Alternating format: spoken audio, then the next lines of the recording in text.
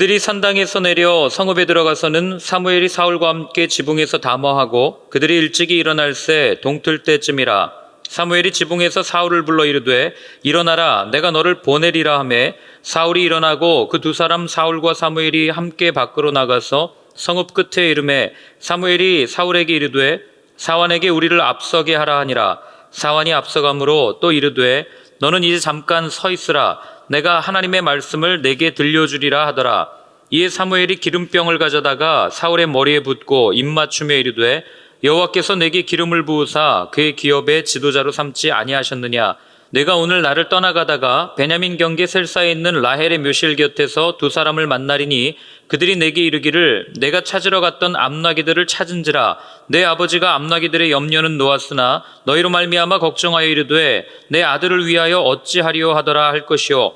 내가 거기서 더 나아가서 다볼 상수리 나무에 이르면 거기서 하나님을 배우려고 베델로 올라가는 세 사람을 만나리니 한 사람은 염소 새끼 셋을 이끌었고 한 사람은 떡 세 덩이를 가졌고 한 사람은 포도주 한 가죽 부대를 가진 자라. 그들이 내게 문안하고 떡 두 덩이를 주겠고 너는 그의 손에서 받으리라. 그 후에 내가 하나님의 산에 이르리니 그곳에는 블레셋 사람들의 영문이 있느니라. 내가 그리로 가서 그 성읍으로 들어갈 때에 선지자의 무리가 산당에서부터 비파와 소고와 저와 수금을 앞세우고 예언하며 내려오는 것을 만날 것이요. 내게는 여호와의 영이 크게 임하리니 너도 그들과 함께 예언을 하고 변하여 새 사람이 되리라. 이 징조가 내게 임하거든 너는 기회를 따라 행하라. 하나님이 너와 함께 하시느니라. 너는 나보다 앞서 길갈로 내려가라. 내가 네게로 내려가서 번제와 화목제를 드리리니 내가 네게 가서 내가 행할 것을 가르칠 때까지 7일 동안 기다리라. 그가 사무엘에게서 떠나려고 몸을 돌이킬 때에 하나님이 새 마음을 주셨고 그날 그 징조도 다 응하니라. 그들이 산에 이를 때에 선지자의 무리가 그를 영접하고 하나님의 영이 사울에게 크게 임함으로 그가 그들 중에서 예언을 하니 전에 사울을 알던 모든 사람들이 사울이 선지자들과 함께 예언함을 보고 서로 이르되 기스의 아들에게 무슨 일이 일어났느냐, 사울도 선지자들 중에 있느냐 하고 그곳에 어떤 사람은 말하여 이르되 그들의 아버지가 누구냐 한지라. 그러므로 속담이 되어 이르되 사울도 선지자들 중에 있느냐 하더라. 사울이 예언하기를 마치고 산당으로 가니라. 사울의 숙부가 사울과 그의 사환에게 이르되 너희가 어디로 갔더냐. 사울이 이르되 암나기들을 찾다가 찾지 못하므로 사무엘에게 갔었나이다 하니 사울의 숙부가 이르되 청하노니 사무엘이 너희에게 이른 말을 내게 말하라 하니라. 사울이 그의 숙부에게 말하되 그가 암나기들을 찾았다고 우리에게 분명히 말하더이다 하고 사무엘이 말하던 나라의 일은 말하지 아니하니라. 아멘. 사울이 왕이 되는 모습을 이렇게 가만히 보면 그 모습은 오늘을 사는 우리에게 큰 도전을 줍니다. 하나님께서 어떤 사람을 세우시고 어떤 사람을 바라보시고 또 어떤 사람을 기뻐하시는지, 왕으로서 어떤 자질과 어떤 모습을 갖추어야 하나님께 사용되는지 이런 여러 가지 것들을 우리가 함께 살펴볼 수 있기 때문입니다. 그래서 오늘 사울의 모습을 통해서 하나님께서 우리에게 어떤 모습으로 살아가기를 원하시는지 그 모습을 한번 천천히 살펴보려고 합니다. 자, 먼저 우리 25절부터 27절까지 다시 한번 읽겠습니다. 그들이 산당에서 내려 성읍에 들어가서는 사무엘이 사울과 함께 지붕에서 담화하고 그들이 일찍이 일어날새 동틀 때쯤이라. 사무엘이 지붕에서 사울을 불러 이르되 일어나라, 내가 너를 보내리라 하매 사울이 일어나고 그 두 사람 사울과 사무엘이 함께 밖으로 나가서 성읍 끝에 이르매 사무엘이 사울에게 이르되 사환에게 우리를 앞서게 하라 하니라. 사환이 앞서가므로 또 이르되 너는 이제 잠깐 서 있으라, 내가 하나님의 말씀을 내게 들려주리라 하더라. 아멘. 자, 이제 어제까지만 해도 함께 예배를 드리고 식탁의 교제를 나누면서 이런저런 이야기를 나눴겠죠. 하나님께서 원하시는 왕의 모습은 이런 것이고 또 하나님께서는 당신을 통해서 이 백성을 이끌어가기를 원하십니다. 이런 여러 가지 이야기들을 나눴을 거예요. 그리고 오늘 여기를 보면 아침에 다시 일찍 일어납니다. 그리고 동틀 때쯤에 사무엘이 지붕에서, 옥상이죠, 거기서 사울을 불러서 또다시 이야기를 합니다. 그런데 여러분, 우리가 여기서 주목해야 될 한 가지 표현이 있어요. 그 표현이 무엇이냐면 26절에 있는 말씀이에요. 그게 뭐냐면 왕이 되는데, 사울이 이제 이스라엘의 왕이 되는 거 아닙니까? 왕이 되는데 그 출발점이 어디냐 하는 거예요. 그 출발점이. 사울은 스스로 생각했을지도 몰라요. 이제 내가, 하나님께서 나를 왕으로 세워주셨구나. 이제 내가 왕이 되었구나. 내가 왕이 되었구나. 그러나 오늘 성경은 분명하게 뭐라고 얘기합니까? 26절에 보면, 중간에 보면 내가 너를 보내리라 라고 오늘 분명하게 말씀을 해주고 있는 거예요.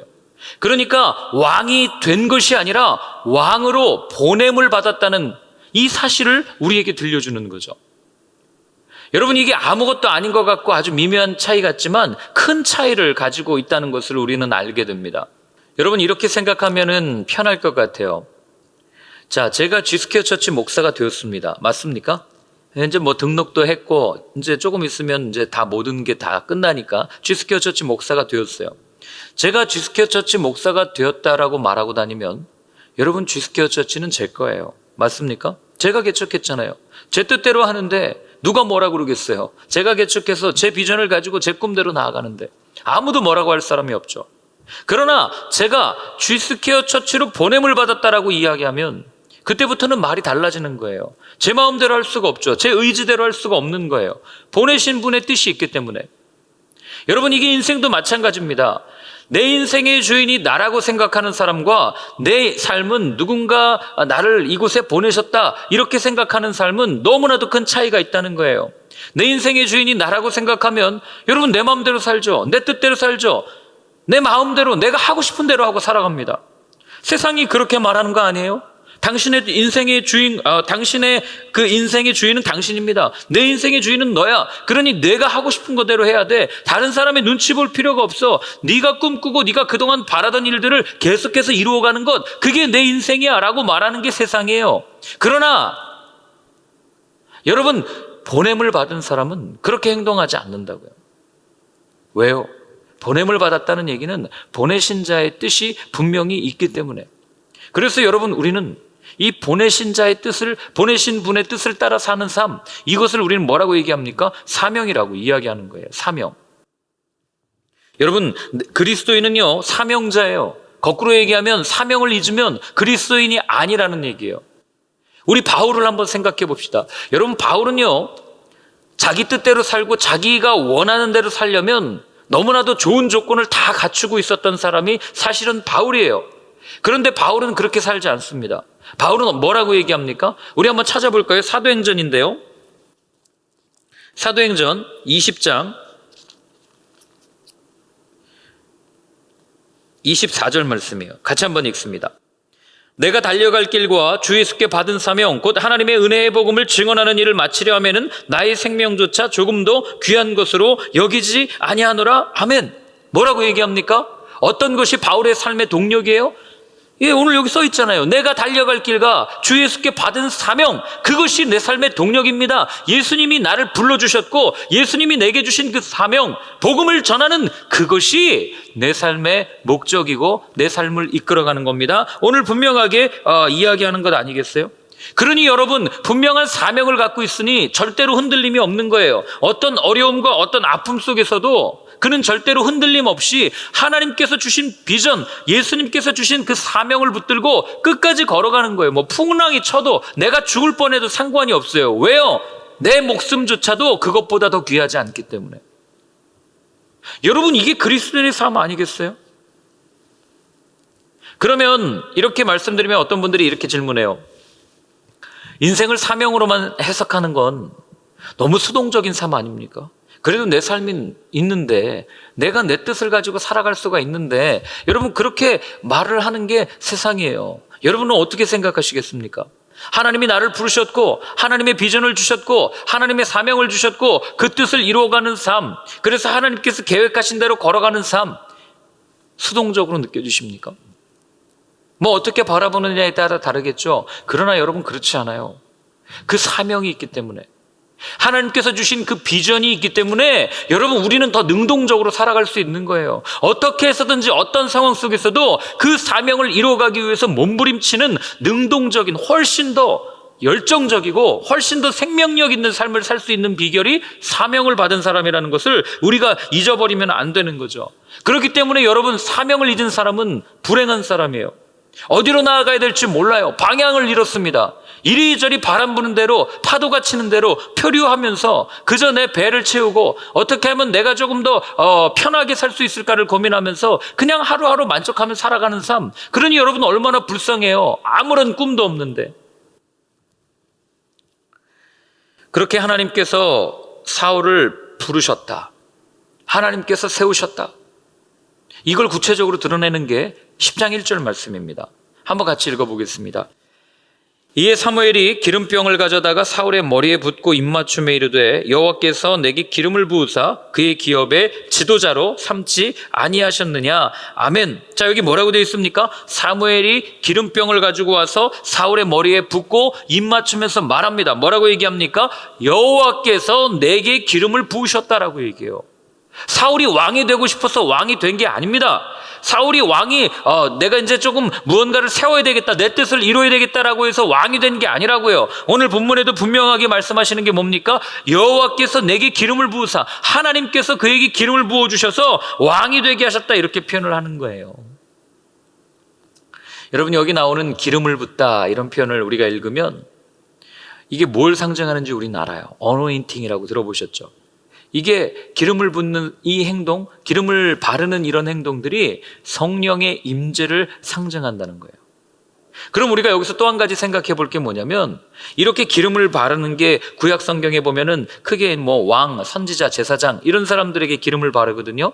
그러니까 이거는 특별한 사람에게 바르는 거야. 기름을 부은다는 얘기는 어떤 직분자들, 예를 들면 목사로 안수를 받는다든지 이런 분들에게 주어지는 게 하나님의 성령의 기름 부으심이지, 이렇게 생각하고 해석할 수 있지만 여러분, 그렇지 않아요.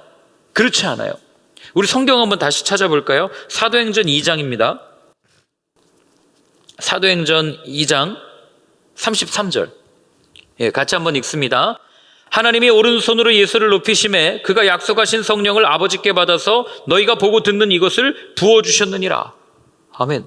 자, 하나님이 오른손으로 예수를 높이심에 그가 약속하신 성령을 아버지께 받아서 너희가 보고 듣는 이것, 지금 어떤 거예요? 베드로가 오순절날 설교한 겁니다. 그런데 그때 역사가 일어난다고요. 그러니까 뭐라고 선언합니까? 지금 일어나고 있는 이 모든 일들이 성령의 어노인팅, 성령의 기름 부으십니다 라고 베드로가 선언하고 있는 거예요.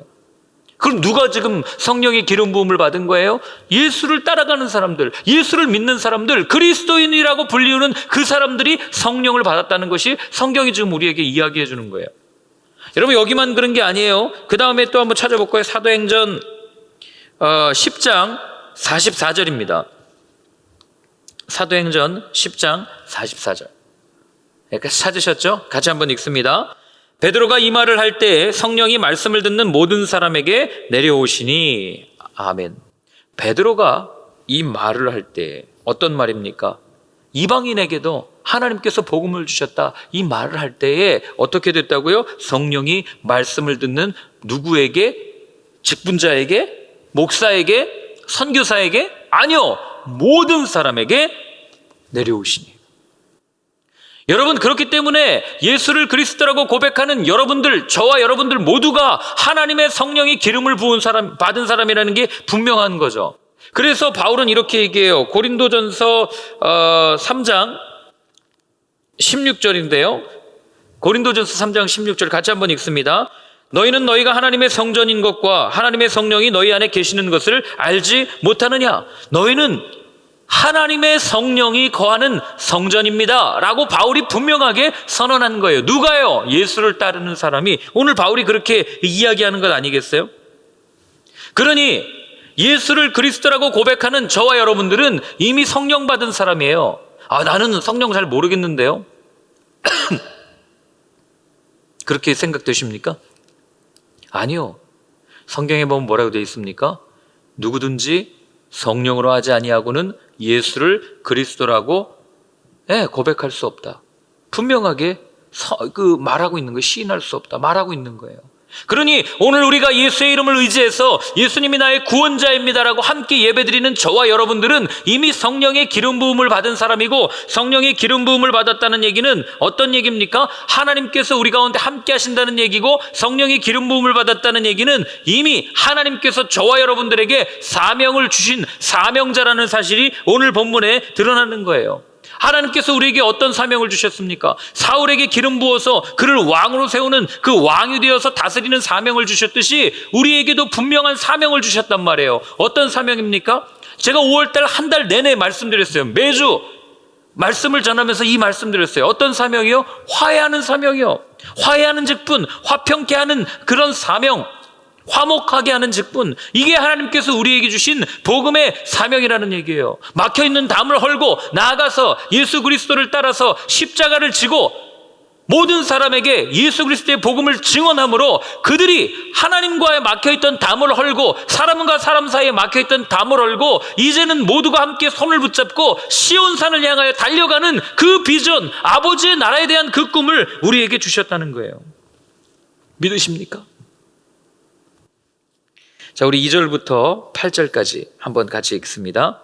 내가 오늘 나를 떠나가다가 베냐민 경계 셀사에 있는 라헬의 묘실 곁에서 두 사람을 만나리니 그들이 내게 이르기를 내가 찾으러 갔던 암나기들을 찾은지라. 내 아버지가 암나기들의 염려는 놓았으나 너희로 말미암아 걱정하여 이르되 내 아들을 위하여 어찌하리요 하더라 할 것이요. 내가 거기서 더 나아가서 다볼 상수리 나무에 이르면 거기서 하나님을 배우려고 베델로 올라가는 세 사람을 만나리니 한 사람은 염소 새끼 셋을 이끌었고 한 사람은 떡 세 덩이를 가졌고 한 사람은 포도주 한 가죽 부대를 가진 자라. 그들이 내게 문안하고 떡 두 덩이를 주겠고 너는 그의 손에서 받으리라. 그 후에 내가 하나님의 산에 이르리니 그곳에는 블레셋 사람들의 영문이 있느니라. 내가 그리로 가서 그 성읍으로 들어갈 때에 선지자의 무리가 산당에서부터 비파와 소고와 저와 수금을 앞세우고 예언하며 내려오는 것을 만날 것이요. 내게는 여호와의 영이 크게 임하리니 너도 그들과 함께 예언을 하고 변하여 새 사람이 되리라. 이 징조가 내게 임하거든 너는 기회를 따라 행하라. 하나님이 너와 함께 하시느니라. 너는 나보다 앞서 길갈로 내려가라. 내가 내게로 내려가서 번제와 화목제를 드리리니 내가 내게 가서 내가 행할 것을 가르칠 때까지 7일 동안 기다리라. 아멘. 자, 하나님께서 보냄을 이렇게 보내셨죠, 왕으로. 그리고 나서 끝이 아니에요. 오늘 본문을 가만히 보면 하나님께서 모든 것을 다 준비하고 계셨다는 것이 오늘 본문 속에 쭉 드러납니다. 여러분, 하나님께서 준비하셨다 하면 제가 몇 주 전에 말씀드렸던 거 기억하셔야 되는데 혹시 기억하실지 모르겠어요? 예정이라는 단어 기억하십니까? 하나님께서 우리를 예정하셨다는 것 복잡하게 이해할 필요 없이 하나님이 우리를 위해서 모든 것을 준비하신 것이라고 말씀드린 적이 있어요. 그게 예정이에요. 모든 것을 다 준비하셨다. 자, 그런데 보세요. 하나님께서 모든 것을 준비하셨다. 하나님께서 모든 것을 계획하셨다. 하나님께서 모든 것을 예정하셨다. 이거를 여러분 잘못 오해하면 마치 하나님께서 우리를 로봇처럼 모든 것을 다 프로그램에 해놓고 너 이렇게 살아야 돼, 이렇게 해야 돼, 누굴 만나야 돼, 뭐 해야 돼, 뭐 해야 돼, 아주 그냥 우리를 꼭 이렇게 묶어두는 그런 것으로 해석이 될 때가 있단 말이죠. 오늘 본문도 한번 보세요. 나귀를 찾아 가다가 사람들을 만날 거고 그 사람들에게 이런 말을 들을 거고 그 다음에 너에게 이런 일이 일어날 거야. 마치 내 모든 운명이 정해진 것처럼 그렇게 우리는 해석을 하고 하나님이 나를 옴짝달싹 못하게 그냥 꽉 잡아두시는구나 라고 생각할 수 있는 게 바로 이런 말이에요. 그러나 여러분, 물론 우리가 성경을 문자적으로만 이해하면 그렇게 해석할 수 있어요. 당연히. 그러나 하나님께서 그 말씀을 주셨던 의중, 그리고 왜 이런 말씀을 주셨는지 그 상황과 배경을 살펴보면 여러분, 하나님이 우리를 그렇게 로봇처럼 만들어서 하나하나 다 그냥 이거 해야 돼, 이거 해야 돼 라고 하시는 분이 아니라는 것을 우리는 알게 되는 거죠. 여러분, 오늘도 여기 한번 가만히 보십시오. 보내신다는 말은 어떤 거예요? 어떤 느낌이 드십니까? 보내신다는 말은 하나님께서 다 책임지신다는 말이 오늘 본문에 있는 거예요. 다 책임지신다. 이걸 예수님이 어떻게 얘기하는지 아세요? 마태복음 한번 찾아보시겠습니까? 마태복음 6장 30절 말씀이에요. 마태복음 6장 30절 같이 읽습니다.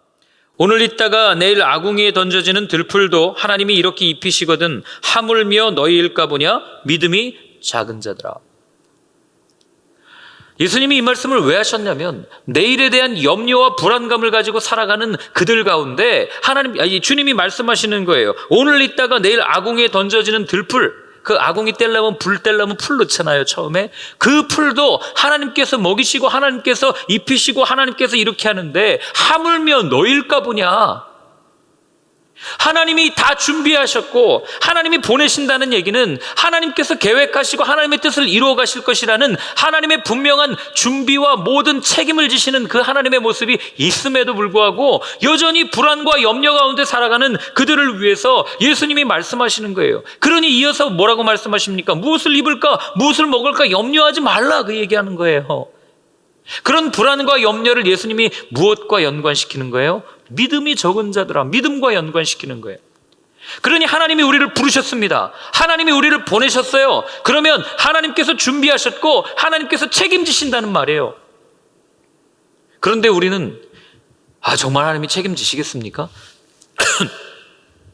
정말 하나님이 모든 것 다 준비해 두셨습니까? 내 눈에 보이지 않는데 하는 이런 염려와 불안감을 가지고 늘 두려움 가운데 살아가는 그런 모습일 때가 얼마나 많냐는 거예요. 여러분, 제가 지난 한 주에 사실은 이 10장에 이 지금 나눴던 이 말씀을 오래 묵상했어요. 왜냐하면 이제 이거는 연약함을 좀 나누려고 하는데 그냥 기도 제목으로 알고 저를 위해서 기도해 주셨으면 좋겠습니다. 이 개척을 하고 나니까 보이지 않던 것들이 보이기 시작합니다. 당연히 그러겠죠. 크게 두 가지인데, 하나는 이것저것 사야 될 것, 구매해야 될 것들이 보이기 시작하는 거예요. 이것도 사야 되고 저것도 사야 되는데, 아버지 아래에 있을 때는 아버지께서 벌어오는 돈으로 다 그냥 구매해가지고 모든 것이 다 세팅되어져 있고 다 준비되어져 있으니까 그 물건이 귀한 줄 모르고 그냥 그렇게 살았는데, 이제 하나하나 모든 것을 다 준비해야 되다 보니 이 살 게 너무 많이 보이는 거예요. 그러니 이거 사야 되는데 어떡하지? 이거 사야 되는데 어떡하지? 그리고 또 두 번째로 보이기 시작하는 게 여러분 뭔지 아세요? 사람 숫자예요. 사람 숫자. 이번 주에는 몇 명 올까? 오늘은 몇 명이나 와서 함께 예배를 드릴까? 누가 와서 예배를 드릴까? 여러분, 예전에 제가 무뼈를 저희가 이제 하면서 교육자들이 이런 고민과 걱정을 했어요. 무뼈하면 우리 뭐 먹고 삽니까? 우리 어떻게 해야 됩니까?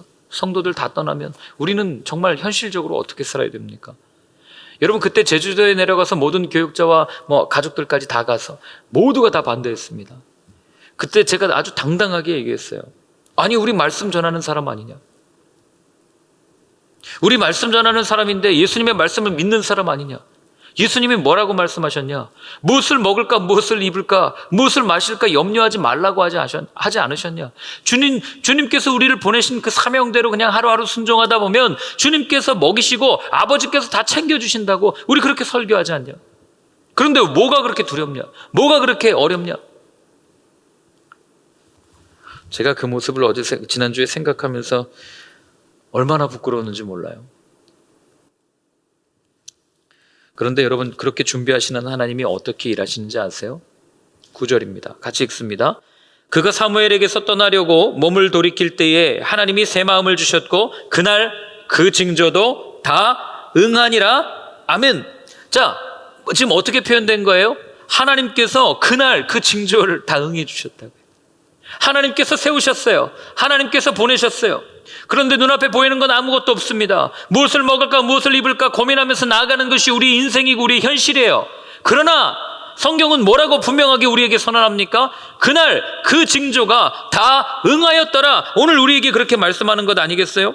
그러니 로마서에 뭐라고 하나님이 말씀하십니까? 약속하신 그것을 또한 능히 이루실 줄을 확신하였다. 아멘. 하나님께서 약속하시고 하나님께서 세우셨으면 하나님께서 책임지신다라는 말씀을 성경은 반복적으로 우리에게 들려주는 것 아니겠어요? 그래서 제가 확신을 가졌어요. 하나님께서 이루시겠구나. 하나님께서 다 만들어 가시겠구나. 그러니 내가 할 수 있는 한 가지는 하나님께서 내게 주신 사명, 하나님께서 내게 주신 비전, 그거 붙들고 눈에 보이지 않는다 할지라도 한 걸음 한 걸음 나가다 보면 하나님께서 때마다 입혀주실 것이고 하나님께서 때마다 먹여주실 것이고 하나님께서 때마다 모든 것들, 필요한 것들을 채워주시겠구나, 이런 확신을 가지고 가는 거죠. 그래서 지난주에 결단했어요. 하나님께서 끊임없이 부담감을 주셔서 내가 너에게 분명한 비전 줬잖아. 너 사명 줬잖아. 화해하는 직분 줬잖아. 그래서 무엇을 살까? 몇 명이나 올까? 어떻게 해야 될까? 이 생각 버리고 이제는 그 주신 비전대로 그 주신 사명을 이루어가야 되겠다. 그래서 여러분, 지금 저희는 작죠. 재정이 얼마 되지도 않고 예산이 얼마 되지도 않아요. 그러나 그 자금을 떠나서 예수님께 드렸던 물고기 2마리와 떡 5덩이를 드렸던 그 아이처럼 예수님께 귀한 그 향의 옷값을 깨어드렸던 여인처럼 우리가 가지고 있는 이 작은 것이지만 이것을 나누어서 우리 주변에 여전히 담이 쌓여서 허물어지지 못하고 괴로움과 아픔과 두려움 가운데 사는 그 모든 이들에게 다가가서 예수님의 사랑을 전해야 되겠다, 그렇게 결단하고 하나님께 응답받았던 한 주였어요. 그래서 여러분들 주변에 여전히 어렵고 힘들어하는 우리의 주위의 이웃들이 있다면, 형제들이 있다면, 여전히 정말 현실의 문제에 갇혀서 하나님을 바라볼 수 없고 하나님과 화해하지 못하는 그런 이들이 있다면 여러분 저에게 좀 알려주십시오. 우리가 그런 일을 감당해야 되지 않겠어요? 그런 일을 하다 보면 하나님께서 뭐라 그러시겠습니까? 먼저 그의 나라와 의를 구하면 이 모든 것들을 너희에게 더하시리라. 저는 이 말씀 이루어질 거라고 믿습니다. 왜요? 하나님을 믿으니까요. 자, 우리 또 보면 거기 뭐라고 되어 있습니까? 제가 여기 읽다가 9절도 그렇고 거기 6절에도 보면 이 두 단어가 표현이 돼요. 새 마음, 새 사람, 이런 표현들이 여기에 표현되는 것을 보게 됩니다. 여기서 새로운이라는 말은 어떤 new, 이 뭔가 새롭다, 뭐 이런 의미보다는 어떤 의미냐면 변화된, 이런 의미에 더 가까워요. 그러니까 하나님께서 보내시고 하나님께서 세우시고 그 다음에 하나님의 영을 주시고 하나님께서 나아가는 이런 사람들의 특징이 뭐냐면 변화라는 거예요. 변화. 하나님께서 그냥 그대로 두지 않으신다고. 저는 기대합니다. 저와 여러분들을 어떻게 변화시킬지, 우리가 그 사명을 붙들고 갈 때 하나님께서 우리를 어떻게 변화시키고 어떤 모습으로 어떻게 예수님을 닮아가게 할지 너무나도 기대가 되는 거예요. 제가 아내에게 듣는 칭찬 중에 뭐 많은 칭찬들이 있지만 제일 좋은, 기분 좋은 칭찬이 뭔지 아십니까? 당신 변했어. 이 칭찬이에요. 이게 뭐 나쁜 의도로 얘기하면 당신 전보다 더 나빠졌어, 이렇게 얘기하면 기분이 나쁘겠지만 그게 아니라 당신 예전에는 이랬는데 지금은 그래도 조금 더 변했어, 조금 더 배려하는 모습을 보여줘, 훨씬 더 나아졌어, 이런 이야기를 들으면 너무너무 기쁜 거예요. 여러분들은 그렇지 않아요? 여러분, 이렇게 내가 변해간다, 내가 조금 더 나아졌다, 다른 모습, 다른 마음, 다른 사람, 이걸 바울의 표현대로 얘기하면 어떤 표현인지 아세요? 바울이 이렇게 얘기해요. 나는 날마다 죽노라.